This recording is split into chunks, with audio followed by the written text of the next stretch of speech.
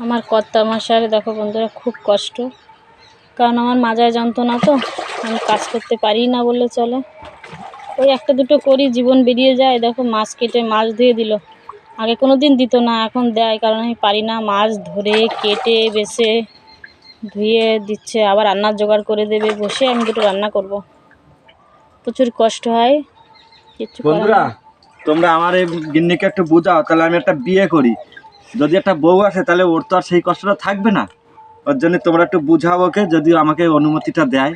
আমি অনুমতি দিলাম, না বন্ধুরা মানে বলবে কি? স্বামীর ভাগ কোনো মেয়েরা দিতে চায় না। না না, আমি দিলাম, হ্যাঁ, তুমি বিয়ে কিন্তু করো।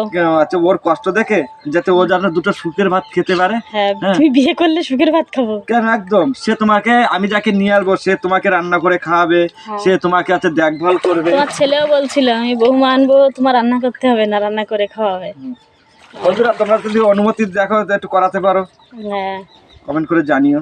ঠিক আছে, তুমি তাহলে একটা বিয়েই করো। তাহলে বিয়ে করলে এরকম বড় মাছের মাথা হুম আমার সেই নতুন বউ এসে তোমাকে রান্না করে দেবে। হুম, দেখেছো ঠিক মাথাটা? আছে।